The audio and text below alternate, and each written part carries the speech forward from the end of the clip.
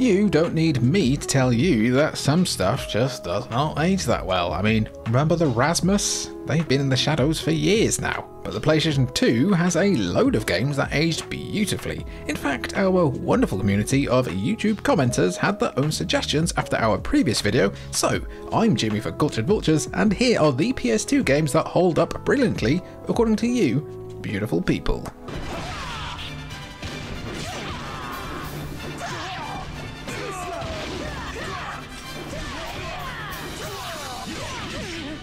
I'm always going to take advantage of the opportunity to talk about the Soul Calibur games, so when our pal Steven left the following comment on our PS2 games that aged beautifully video, we just knew that we had to follow through. Soul Calibur 3 was and still is a stunner, a technical marvel for the machine.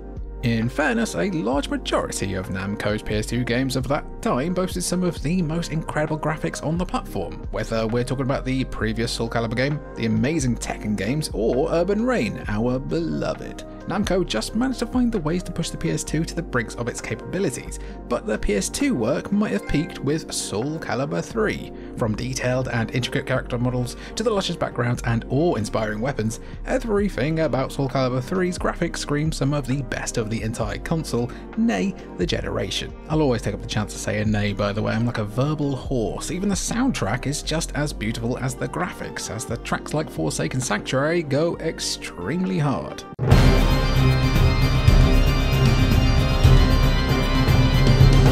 Yeah, we could gush more about the graphics, and probably would in other videos if given the opportunity. Best PS2 games about dudes with giant demon swords coming soon, ? But ageless graphics are only part of the story. Soul Calibur 3's gameplay is still massively fun to play, just as it was nearly 20 years ago, while modes like Creator Fighter or the Chronicles of the Sword campaign, which added an RTS-like twist to the scrapping, proved that Namco were willing to experiment and innovate with what was already proven to be a winning formula. Yeah. Great pick, Steven.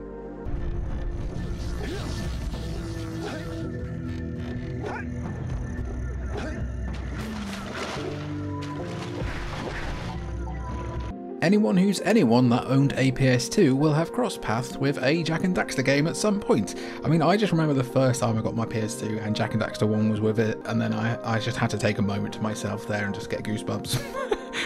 Is that sad? Anyway, it was between Jak and Daxter or Ratchet & Clank about which was the best debut series on the PS2, and while R&C is still getting games, Donnie Joyce clearly has their favourite, stating on our video that Jak def deserves a spot here. Yeah, no arguments there really, as the first Jak and Daxter games stand among the best platformers on the entire console, or of all time. Let's give it its flowers. Introducing players to the titular duo, the game follows Jak after his mate Daxter has been turned into a weird otter-like creature, before the pair are whisked away to try and save the world from evil sages who plan on unleashing a substance known as Dark Eco, which corrupts anything it touches.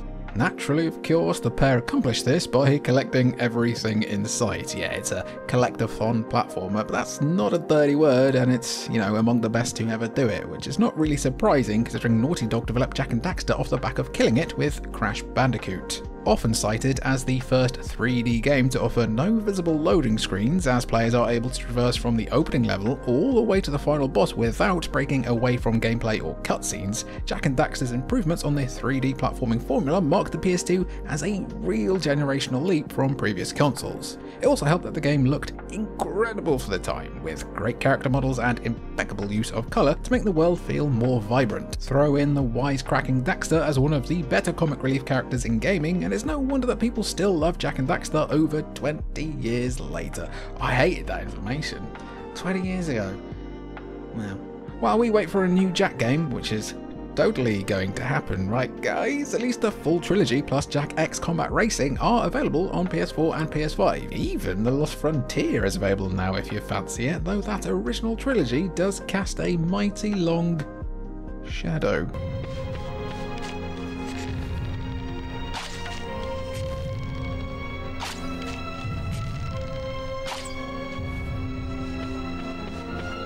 Team Ico might have had a short-lived run as a developer, but the mark they've left on the gaming industry can't be denied. Ico and The Last Guardian have become regarded as cult classics in their own right over the years, but for the absolute best of what Team Ico have had to offer, Raigyo Raikou, my favourite Pokemon, probably says it best. For me, Shadow of the Colossus looks beautiful to this day.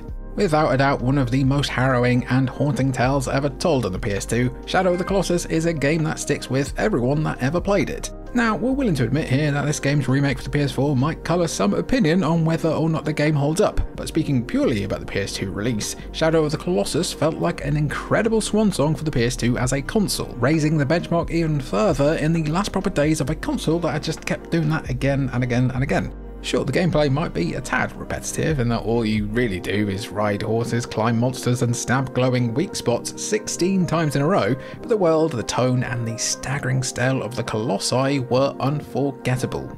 Serving as somewhat of a prequel to Ico, Shadow of the Colossus follows a young warrior by the name of Wander, who's travelled to a long abandoned area of the realm in the hopes of reviving the maiden Mono. Once there, he realises that the only way to achieve his goal is to slay the 16 Colossi that have been left to roam the landscape. But with each giant that's taken down, the toll it's taking on the lad becomes more and more visible. It's a tragic tale, but it's executed flawlessly, with the minimalist storytelling allowing the game to be told more through emotions instead of your main character telling you over and over again what you have to do. Shut up, Aloy, please. Shadow of the Colossus is probably not the most original pick in terms of PS2 games that aged well, but we dare anyone to disagree with it. Also, for anyone to say that Goku can absolutely dog walk Superman.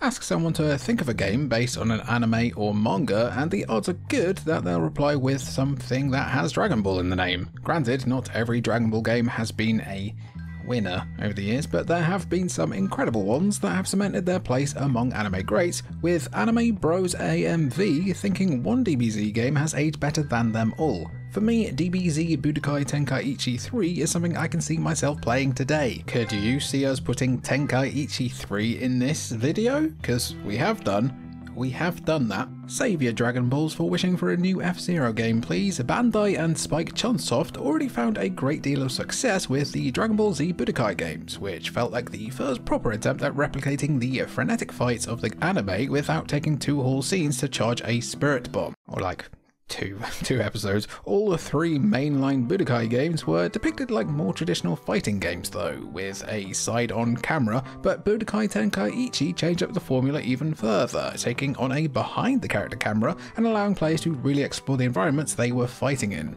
Budokai nailed the fierceness and general combat, but Budokai Tenkaichi's improvements gave the DBZ games that sense of scale they'd perhaps been lacking. While all 3 games are incredibly enjoyable romps that either retell moments from the show and tie-in movies, where the Broly Bros at, or pose some bonkers what-if scenarios, DBZ Budokai Tenkaichi 3 is the most expansive experience of the bunch on PlayStation 2. BT3 featured nearly 100 unique characters with 161 various forms, while including new features like Battle Replay, more character-specific combo attacks, blast combos, and the Z-Burst Dash, giving players more offensive and defensive options in a fight. Throw in those beautiful cel-shaded graphics and you got a timeless rendition of a timeless anime.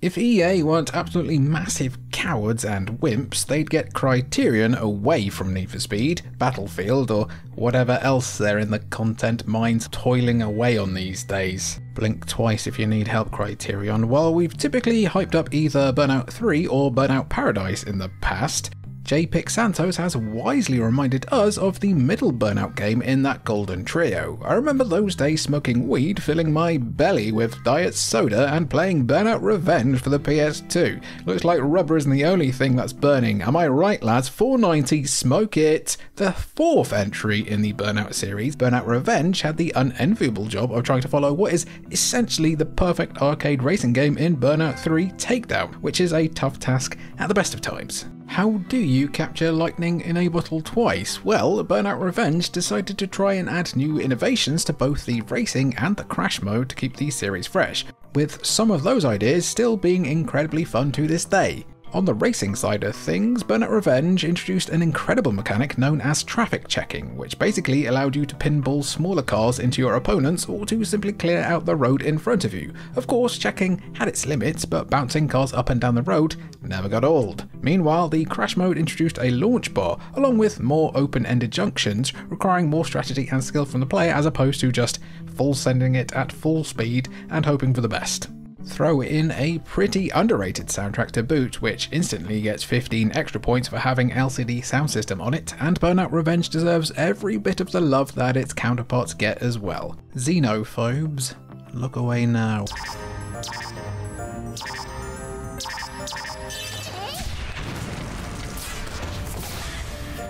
Sometimes games age well by virtue of what comes afterwards. In the case of Monolith Soft's Xenosaga, the more recent success of the Xenoblade games has led a lot of people to look more fondly at their PS2 work, though it seems like Lone Wolf Audio never stopped loving Xenosaga. For me, it's the Xenosaga trilogy. There's never been such a cinematic treat as the first one. The third, while not as cinematic, was even better. The second had a great story. While Mr. Lone Wolf Audio isn't exactly selling us on the second game in the Xenosaga trilogy, all three definitely represent some of the more underrated and underappreciated RPGs on the entire console. Admittedly, Xenosaga is quite the complicated series to explain, with the whole franchise set in a sci-fi universe thousands of years in the future. Earth has been lost, and all the different factions of humanity are basically locked in a struggle over the Zohar, not the Zohan, but don't mess with him, an artifact that allows the wielder to control almost godlike energies.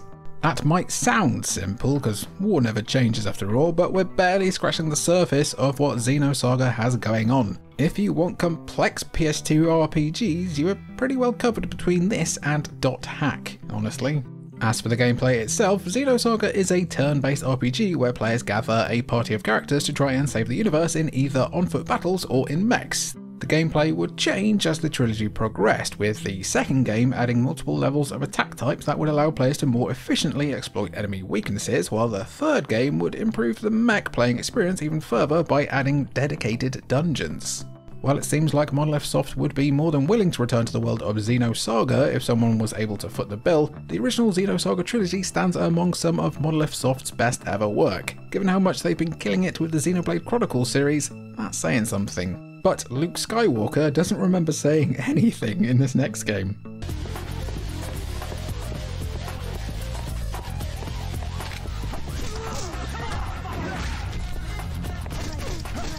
The old Mexler might have had the most left field pick of the bunch in this entire video. I'm playing Yakuza in 1080i and it looks great, he says. We're not ones to look a gift horse in the mouth, or whatever this means. Does anyone know what that means? Have you ever seen a gift horse? Let me know down below. As yapping about Yakuza is one of our many talents, where would you even get a gift horse from? Would it be like...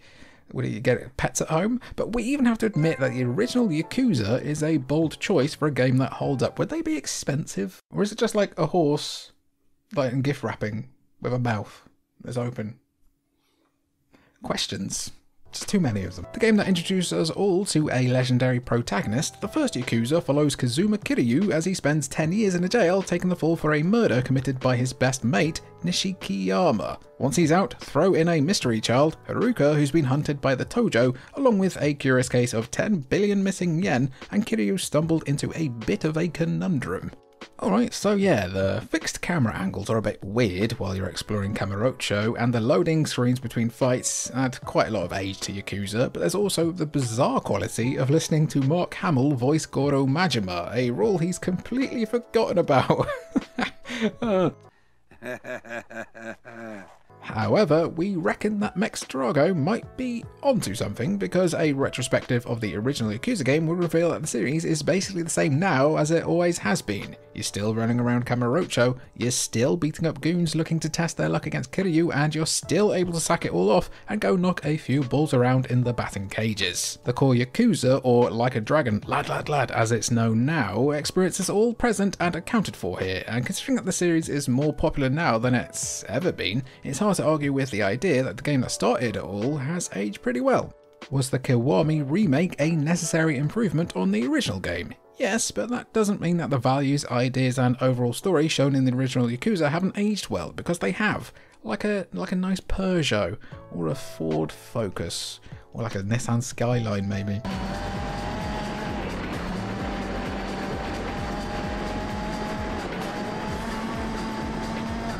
Between Burnout Revenge, Auto Modelista from our previous video, and Adam Lacks Suggestion, racing games on the PS2 really deserve all the flowers they get. Gran Turismo 3 is probably the prettiest game. I know it's not photorealistic by any means, but it looks so damn good. Amazing lighting, beautiful effects. And yeah, can't argue with Adam there, as Gran Turismo 3 was among the first games to release on the PS2 and was considered a bit of a statement piece on what the console would be capable of. The answer was amazing things. Polyphony Digital were firing on all cylinders when it came to making Gran Turismo 3, and while the third entry in the series only offered about a quarter of the amount of cars that were featured in the previous game, the huge improvements made to the game's graphics, sound design, opponent AI, background environments, car physics, and handling, along with the overall presentation, made Gran Turismo 3 an instant winner. Being the best-selling PS2 exclusive isn't an accolade to sniff at, after all.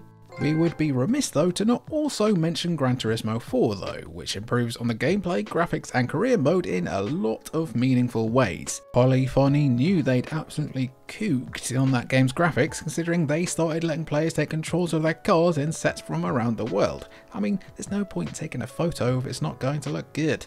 Meanwhile, the much beloved career mode in GT4 basically has you as a car and racing enthusiast who is travelling to the various dealers and races to compete and complete your car collection. Both games are excellent examples of the simulation racing genre, and while Gran Turismo is still going pretty strong today, it isn't quite running as strong as it was in those heady PS2 days. We'll always champion these bangers though.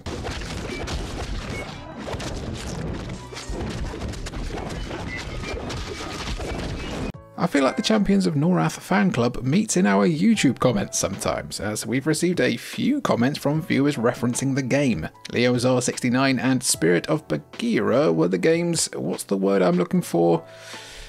Title holders in the comments of our PS2 Games That Age Beautifully video, but they're far from the only ones, and they won't be the last either. At a base level, Champions of Norath and its sequel, Champions Return to Arms, follow the RPG guidebook right down to the letter. You play as a powerful character, you murder a bunch of monsters, bandits and other creatures in order to earn gold and XP, leveling up and unlocking new skills and gear in the process. However, it's what Champions was built on that makes it such a compelling title, as the game was built using the engine from Baldur's Gate Dark Alliance. Developers Snowblind were determined to improve on the formula though, adding 4-player cooperative online play as one of the game's main features. Champions of Norath felt like a bold new frontier for consoles. Graphically, Champions was pretty impressive too, with excellent character models and backgrounds despite the top-down perspective. The sequel, Return to Arms, offered more of the same fun gameplay and online play, only with the added caveat that players can serve the forces of evil instead, which is always nice to have as an option. Considering EverQuest, which is the game that Champions of Norath is based on, is still going strong as we crawl into 2025, it would be nice to see some revisit these games at some point in the future. Same as this next franchise, but really, we ain't holding our breath.